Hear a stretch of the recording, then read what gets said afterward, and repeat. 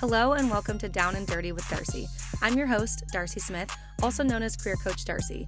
We are here to get down and dirty about careers, uncovering salaries, wild stories, backgrounds, and more from guests with some of the most eccentric professions each week. This podcast is presented by Onomy. Welcome back to Down and Dirty with Darci. It's Career Coach Darci, and today I have a surprise because we have Coach M on the podcast. She is also a career coach, so we talk about everything career, and I ask her how she got into career coaching. A lot of people ask me all the time how I got into it, so I always think it's fascinating to hear the trajectory of people's careers and what makes them a career coach and where they get their advice from. So she talks all about that. And then after the interview, I chat with Raimee and we get into our career column. So I'm answering your messages and your DMs from the week. So make sure to stick around and listen to that after. So let's get into the interview with Coach M. I have a story where one time I said dude in a presentation and I ended up getting promoted after that. So... Welcome to Down and Dirty, Coach M. I'm so excited to have you here. Coach M is a career coach as well, and I met her recently out in Los Angeles, and we literally just became friends on the spot. So I'm going to let her tell us a little bit about herself and where she's from. So take it over. Awesome. Thanks, Darci. It's such a pleasure to have me on here. Thank you so much. Yeah. I'm calling from Vancouver, Canada, but I am from Toronto. So this is a very recent move, but still Canadian, still through and through. And yeah, like you said, I'm a career coach, and I got into the space because I had just really good success with my interviews.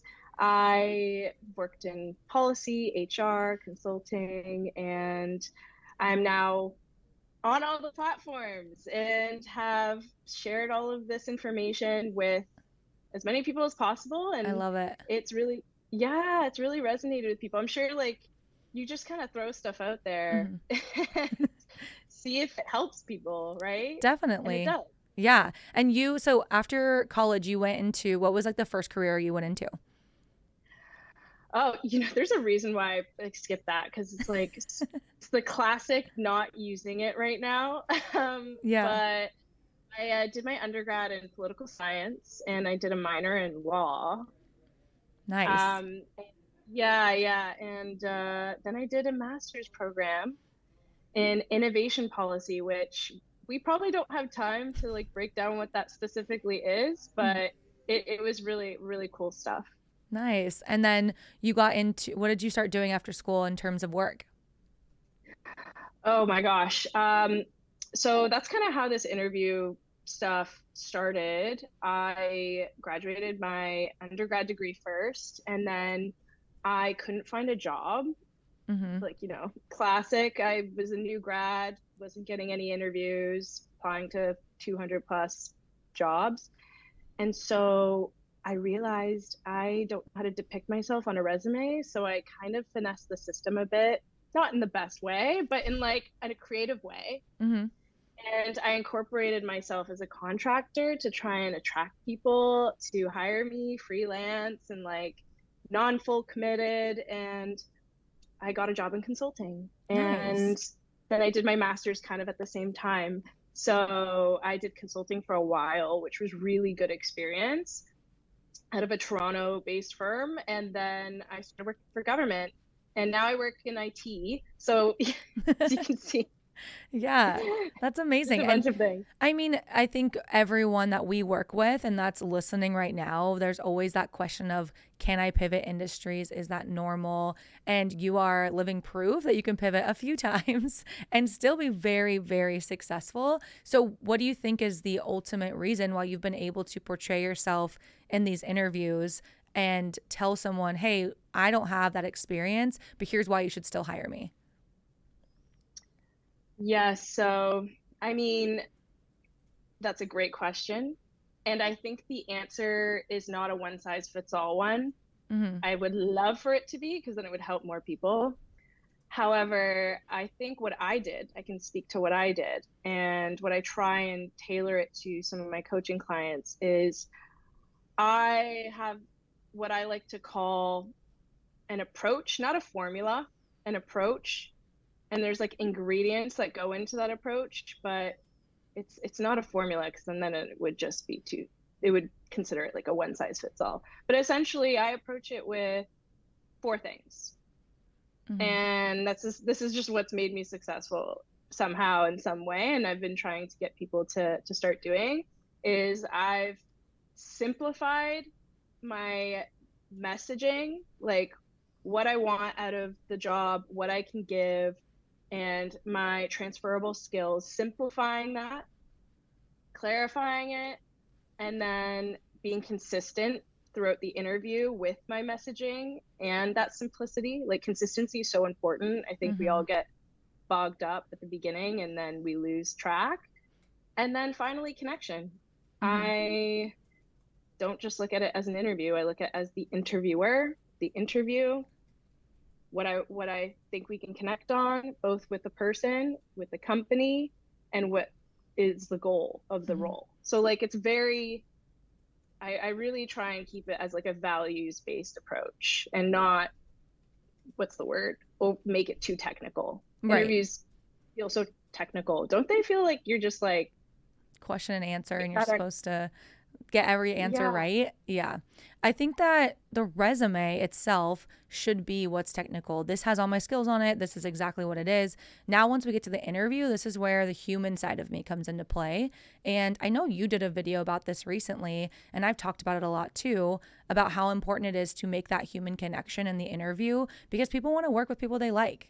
And it's true. And unfortunately, there is a lot of bias when it comes to that. They're considering you, not only your skills, but am I going to want to sit around this person, whether it be via Zoom or in person at my office? Do I want to hang out with them? Do I want them working on stuff with me in my projects and all those things? And what was the video when you talked about that? What were you kind of referencing in terms of that like human side?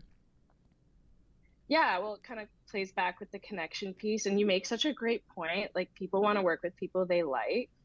And that doesn't mean they have to like your personality. I think what they really need to like is your character, your attitude, and like your reliability. Like that you're just like, wow, this person's reliable Mm-hmm. and they have a great attitude to this work, and that their character is just in line with the company and how they work as well, and just them as a human.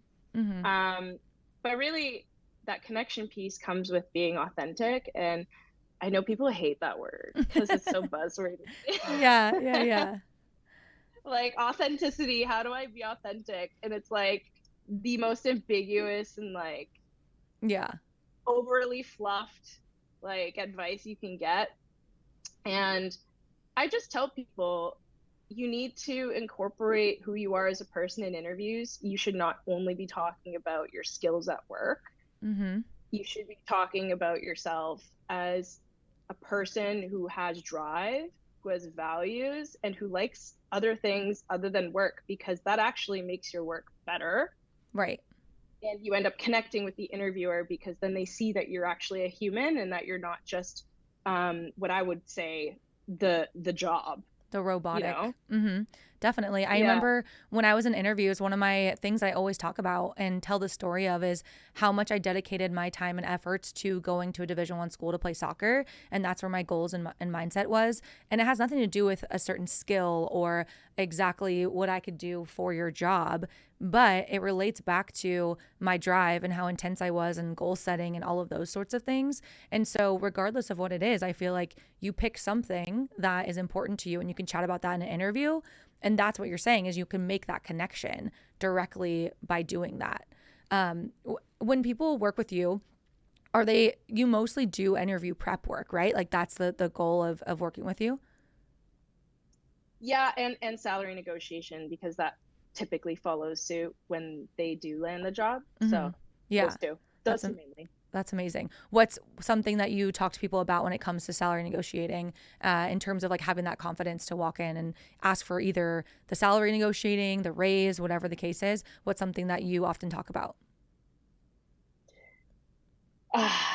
Research Mm-hmm. and building out a proposal, because I think people have this number in mind based on what the the standard is if you just do a Google search on your role and about what your background is, and like, I have X amount of years experience, I should have, I don't know, $5,000 more than what you're proposing, which by the way is not that much. And yeah, 5K, that's not that big of an ask. Typically I tell people to, depending on the role, it also depends on the role and how many years of experience. But I do tell people you need to come up with a proposal and write it down first, and you need to believe it.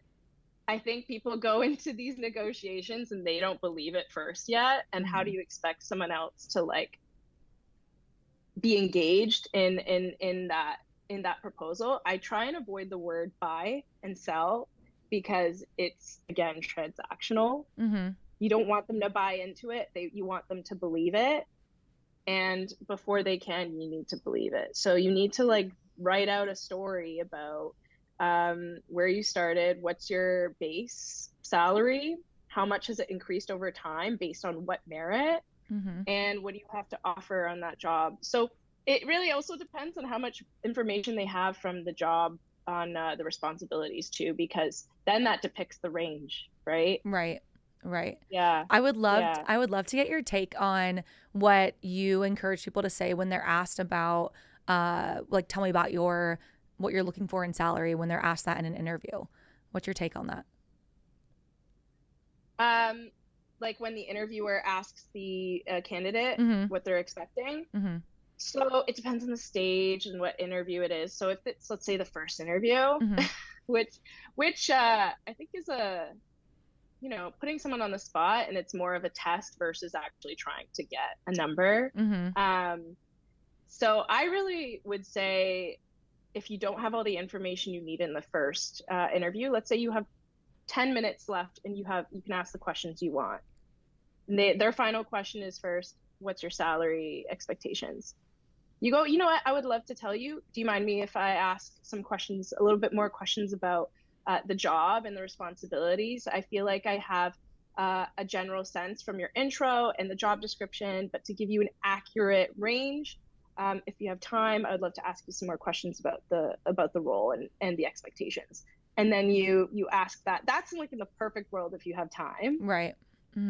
But in a non-perfect world, which is the typical case, there's usually no time. Yeah. So you defer and say, hey, I would love to give you an accurate range, and I would love to hear more about the role and responsibilities to give you that. So if we can do a follow-up email and you can give me some more details on the expectations, I can give you an accurate range for that. Because I don't believe people should give their range in the first interview, in my opinion. But again, you could also reverse it by saying, based on your knowledge on the role and the expectations, could you speak more to that and maybe possibly give me the budget for this role? And then I can help kind of work around that and be flexible based on my experience. Right. So it's kind of more of I'm Switzerland. I'm not on either side of the coin yet. I just need more information. Yeah. Kind of have to be adaptable. Right. In Canada, is it common that they put the job, how much it pays on the job posting, or no? Fun fact, it is now becoming a new policy in some of the provinces. In Canada, the provinces have their own salary transparency policies. I know where I am currently in BC, they will be released. I think it's in the summer. Nice. So as of now, the answer is no. Got it. Because the same thing here. So each state, like Colorado was one of the first, and Washington and New York City was doing it, and now California. But even so, they'll put the range of like 60,000 to 160,000, and you're sitting there. Oh my gosh. Thank you. That doesn't nothing for me. That doesn't help at all. So it's almost kind of a moot point. But I was just curious if you guys did a little bit better up there, because you do seem to do a lot of cool stuff in Canada. So I thought maybe there was a better ranges there. But yeah, I think it's important too, because it depends on where you're at in your career, because you can be a lot more confident in knowing, especially if you're, 10 years into your career, you know where you're at, you know, you've had these negotiations before, things have happened, you know what you want. When you're just starting out, it's a little bit different. Or if you're pivoting industries, you just don't quite know the industry, there's a lot more you need to uncover before you can give that proper number and all of those sorts of things. So yeah, I completely get that. I know you talk about social capital. What do you define social capital as? Social capital. So I define it as having things outside of work that you do that makes you social and provides you stories. And that story can be put into, your social capital. And I do this because I do this routinely. I think every quarter, and this is realistic to me. It might not be for some people. But whenever I have a cool story, I write it down and I put it in my social capital. And I say outside of work, but if it's a social thing that happens like at work, then I'll include it as well. Like I have a story where one time I said dude in a presentation to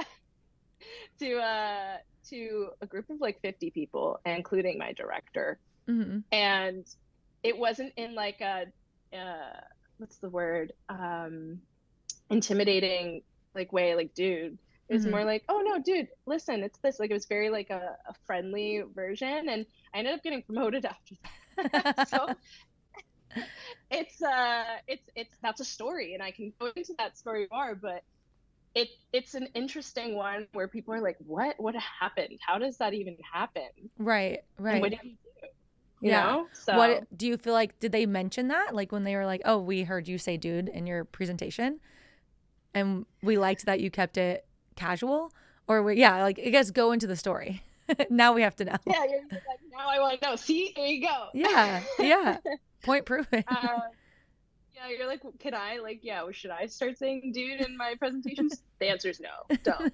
It was a slip. It was definitely a slip, not planned. So one of the managers who were in that presentation, who wasn't my manager, overheard and saw it was received well, and the presentation went really well, because it was like at a certain point where this presentation's goal was to get the person it was for to fully understand the concept, and that's it. Not to buy anything, just to be very like confident with understanding the concept. And they did. And they asked a question about something, and that's when I said, no, dude, listen, it's great. Like that's a great question. This is what it is.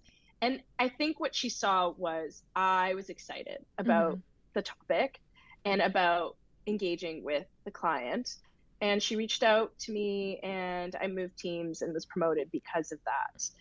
And so I don't think she promoted me because I said dude, but it caught her attention because there was still a positive result. So stories like that. Yeah, I completely agree. I've never called it social capital. I call it keeping a running Google Doc of all the cool things you've done, which yours seems like a very more concise way to put it.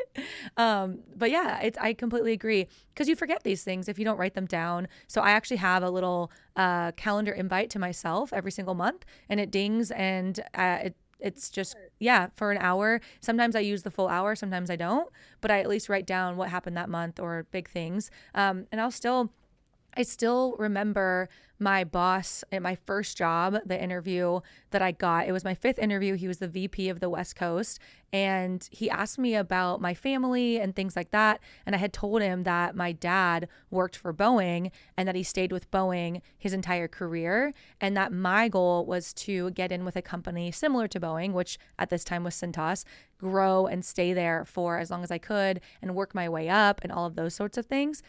And so he gave me the job, obviously. And then it was about 4 months later, we were at a big conference, and he came up to me and was like, I specifically remember our interview because you talked to me about wanting to grow at this company similar to your dad. And it's like he remembered because it was a story that stuck with him. Now, was that a true story? Absolutely not. I did not want to stay there forever, but it was true in the sense that my dad did do that, and he remembered it because I connected it to a personal situation.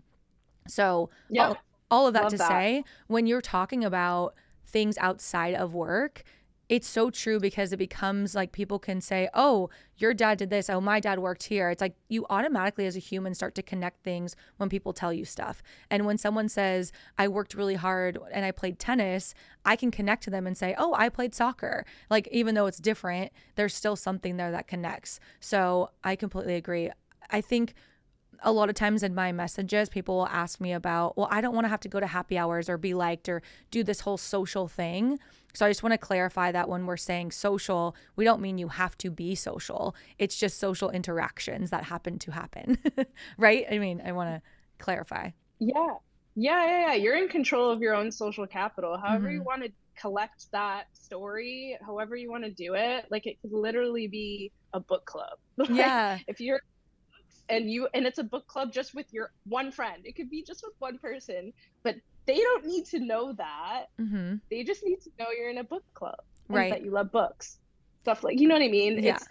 Don't give all the information. There needs to be some sense of mystery, because that's what makes the story. So let them, like, you kind of have to get people to engage with you by giving them a little bit so that they can ask for more. You know? I want to ask you how you pivoted from something like working in government to now working in a tech. Can you tell people like kind of exactly more of like what you do in tech? Because I feel like I get so many people saying they want to work in tech without really having a ton of knowledge. And it wasn't like you went to school for that. So what was your pivot and what did that look like?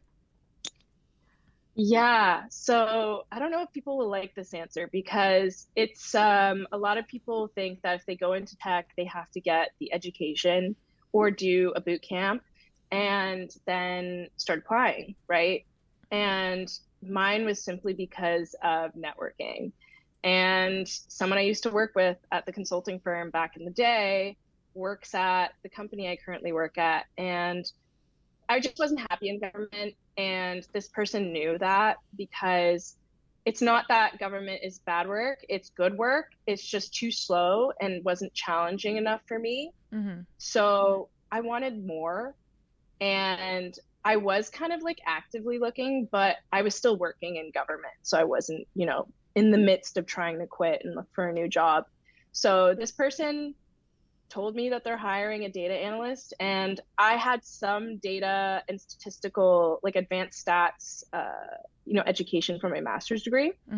So I kind of leveraged that and went to this interview, and it was for a data analyst and relationships manager role.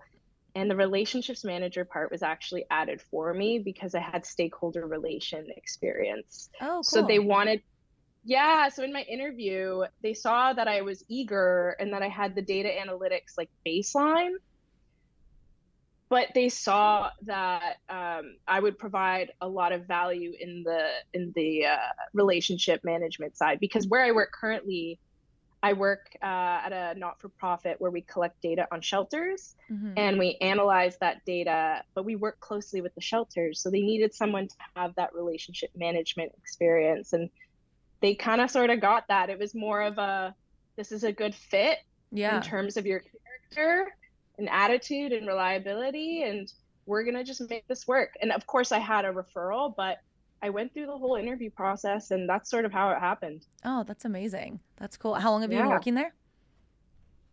A year now. Nice. Congrats. That's so cool. And then Thank you. I would love to know, so in terms of what you're putting out on social media, like we follow each other on TikTok and everything, what should people expect if they were to follow you? Where can they follow you? All those things. So they can follow me on TikTok and Instagram and YouTube. And I'm going to have a website coming out very soon in the next couple of weeks, probably when this is aired. So yeah, go to my website. Yeah. So you can find me at the handle. It's the same across all platforms. It's Coach MRez. So MRez, by the way, it's because of my last name. People think my first name is MRez all the time. I like it. It's sort of like an Emrata like similarity there. But I love when you say how to spell it. It's R-E-Z, but you always say Z. And that's what I was like, oh, she's Canadian. Perfect. I actively avoided saying that on this platform just in case. But yeah. When we met, you noticed that. I was like actively saying Zed because I knew it's like cringe for No, I love it. I'm going to start saying it. I'm going to start using it. And so people just assume I'm Canadian. But yeah, Coach Emrez, Emrez. And and you're on YouTube too? Yeah, so the YouTube is starting, but I have my shorts. So basically putting all the content currently that I have on other platforms on YouTube, just so that it's reaching a wider audience. Because I know there are people who love YouTube for like very good reason. YouTube is such a great resource. So putting out longer form content is going to be in the books for the next quarter.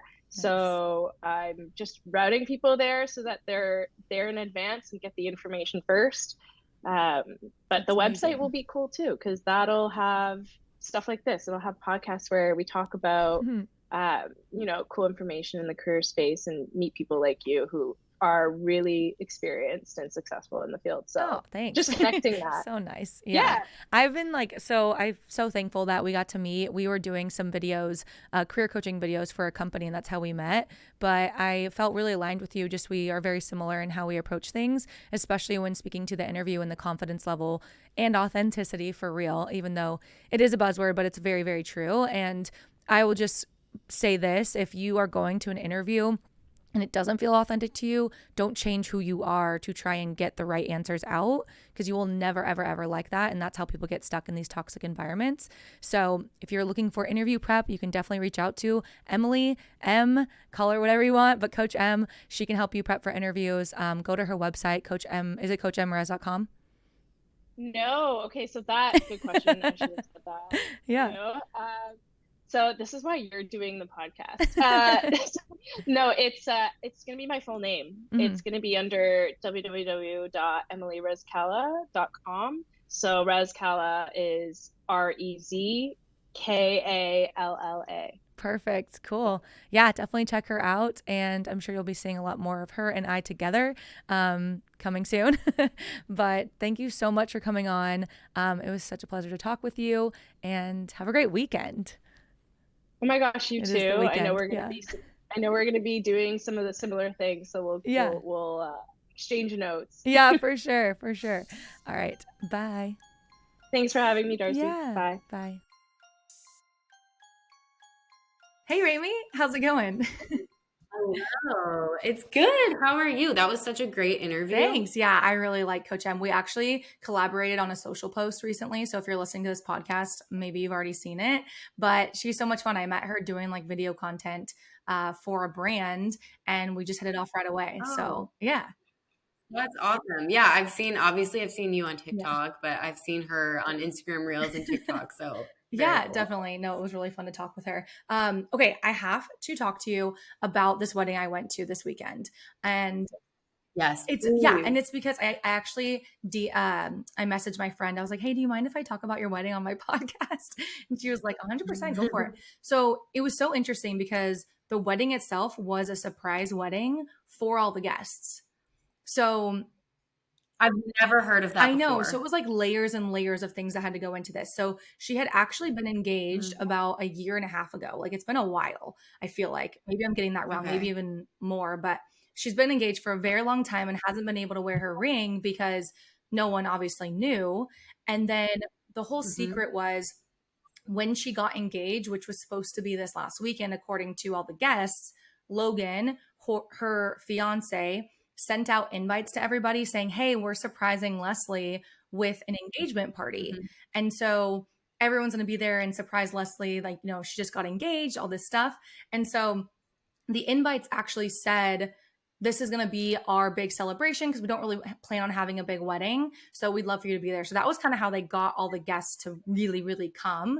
Because I feel like if you get an engagement, you're like, I'll just go to the wedding, Right. Yeah. Exactly. So then they got everyone to go. And so there was only a few of us that were in on the surprise, but some of the bridesmaids and groomsmen didn't even know that it was a wedding.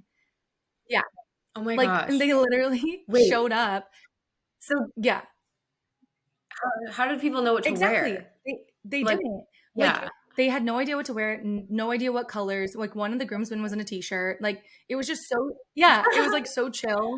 That's awesome though. Yeah, and the bride and groom were like, we don't care. We just want you here. And we just want our friends and family here. Yeah. And I just got pictures yesterday of like the sneak peek pictures. And honestly, it looks amazing. Like everyone's colors somehow still all went together. Like it looks like it was planned. And I'm like, how did you guys pull this off? It looks, I mean, the wedding itself was spectacular. Like they had a taco truck and a food cart that was like a coffee cart. And the coffee cart. Wait.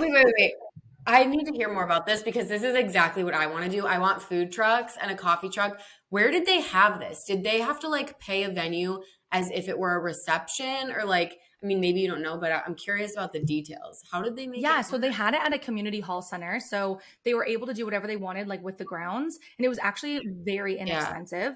And then they like rented that out for a few days. We actually had breakfast at the hall the next morning with like all the guests. It was really fun. And so and then the people at the hall were like, yeah, do whatever you want. Like you can have the vendors drive their trucks onto the grass. Like you can set up whatever you need for decorations. It was just kind of here's your space, fill it how you feel. And they had this gorgeous tree that they got married under, like on the grounds. And I mean, it was amazing. And so they had a coffee cart that had signature drinks and it had their picture of them too, like latte art on top of it.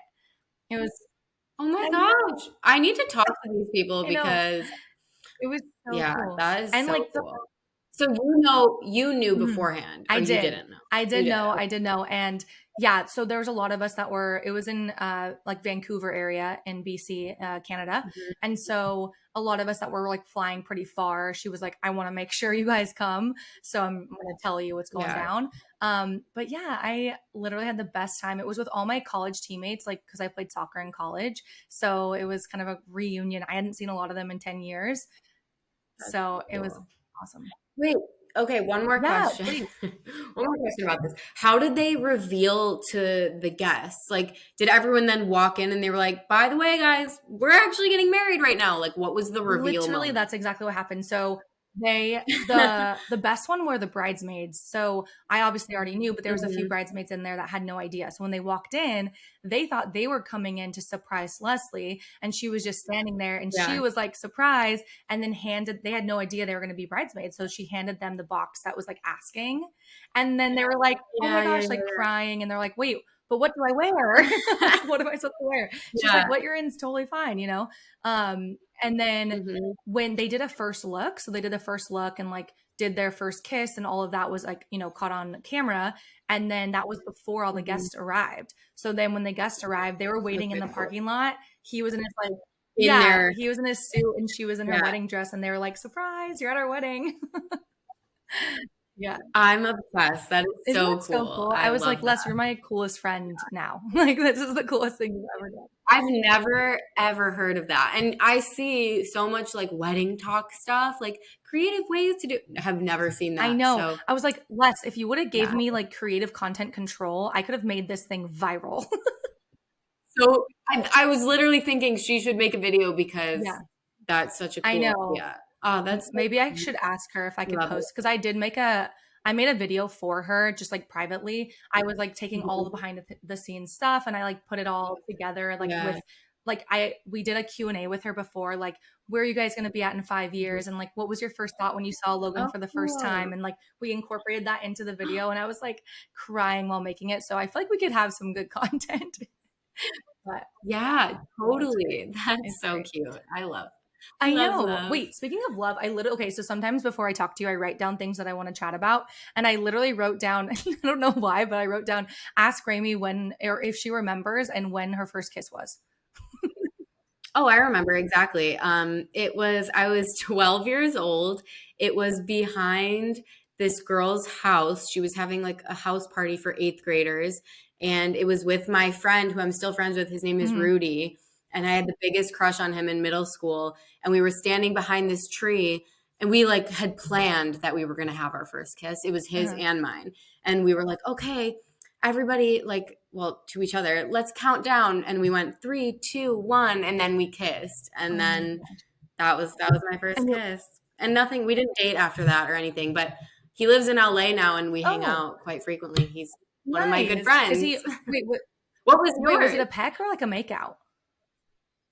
No, that was like a makeout, okay. I think. Well, as much as it could have been at 12. Yeah. Like it was more than a peck, but not like an intense Okay. thing. Mine was, well, my first like kiss was like a peck kiss, and it was like my love of my life, I think 6th grade type thing. But the memorable, I shouldn't say memorable is a funny word for this, but it was memorable. It was my first kiss and I was in 9th grade. So I think I was 13 because I was like a younger cat. Yeah. And so I'm going to say his name, and any of my friends that are listening, I think they remember, but it was like one of my friend's twins. So his name's, hopefully he doesn't mind if I say this, Brian Brennan, and first and last name. And he, Brian Brennan, and now you're with Orion. Love that for you. But it was like a full-on makeout. Like I had no idea what I was doing, and I was like, "What is happening?" But I just remember it being, just I thought it was the weirdest thing. I was like, "People like this?" Me too. I thought it was so weird, and I actually remember Rudy after the fact told people that it was like slobbery, and I was like, "Well, what is it supposed to be?" And like I think I told people that too, and we were both like weird about it because it was no one knew what to do at that age, like 12, 13. Yeah, I feel like we were now people are making out at like 7, but whatever. Yeah, that's so scary. But it's like the internet's like, oh, that's how you kiss. Okay, done. I don't have to practice on my pillow. Sure. Oh, I did that too. I practiced on my pillow a lot, and my hand. I used to like that. I know, it's so embarrassing. I think it's so funny. That's my secret for the pod. Yeah, only the pod listeners will know. Okay, so let's jump into our career column because we have some good questions for this week. Yeah, all right. I'm going to be reading these and asking you. Okay. So these are some questions from the DMs, y'all. This one is a great one. So she says, I just got laid off from a job where I didn't have much creative freedom. Recently, in an interview I had for a new job, they asked me why I didn't achieve the results or metrics that I had planned to achieve on social media. What's a good way to talk about this experience and saying I didn't have enough creative freedom to do what I wanted to do without shitting on my old boss? Yeah. The biggest thing is you never want to talk badly about your boss or about your previous work. So that's number one. But the way that I would recommend answering this is by giving them an example of what you would have done if you had that control to be able to prove success. So I would say something like, unfortunately, I didn't have the creative control that I had wanted in this position. If I did, here's what I would have done to make sure that we hit the numbers that we were supposed to for the social media following or for the social media engagement. And then she could give her actual creative ideas that she had that were not being quote unquote allowed right at her job. But at least she can prove to them, like, here's what I would have done. Here's some ideas I do have. And then I would even go a step further and do a little bit of incorporating something about how she can do that in the role that she's interviewing for. Yeah. So then she also kind of spins it into, and here's what I've noticed from your socials, and kind of talk a little bit about that. And now, like, okay, heat's off of her. Now she's talking about, here you can picture me in the job. And it's, the perfect way to kind of spin out of that without talking badly about your previous boss. Love that. That was from one of my friends. So I'm going to send her this clip because she has a follow-up interview where they're going to ask more about it. So this is perfect for her to hear. Amazing. Okay. Next question was from another friend of mine who is applying to jobs, and she wants to know, what is the best way to display a promotion on your resume? Right. So it does depend on your previous positions and if they were recent and relevant to the jobs you're applying to. But if anyone out there kind of can picture the way it looks on LinkedIn, where you have the job, like the name of the company first, and then your job titles underneath that is how it automatically shows on LinkedIn. You want to mimic that same formatting for your resume. So let's just take the company that produces this podcast, Onomy. You work for them, for example.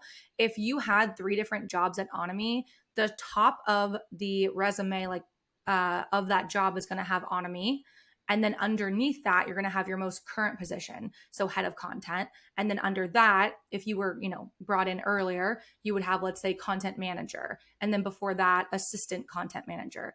We just want to see that there's progression and that there is a promotion. And we want them all to be labeled as titles, because in ATS, we want it to pull that you've had multiple titles in this job. But you don't have to necessarily put bullet points under your older titles, because they're no longer as relevant as what you're currently doing. Okay, cool. And that makes sense. It wouldn't take up too much space on your resume, but it would show, like, obviously you've done the smaller details. Right. And I've seen some people on their resume, they'll actually put the promotion inside the bullet points. They'll say promoted from blah, blah, blah. It's like their first bullet point. I don't necessarily like that, because I'll miss it. And I'm wondering, like, where was this progression, and like, how did you get to where you're at? And so I kind of have these questions. And so for people that are skimming resumes, which is pretty much everybody, they want to see a clear cut sign of, like, what your career trajectory has been. They want to see that. They want to see each title in bold so that they can make that jump. Right. Okay.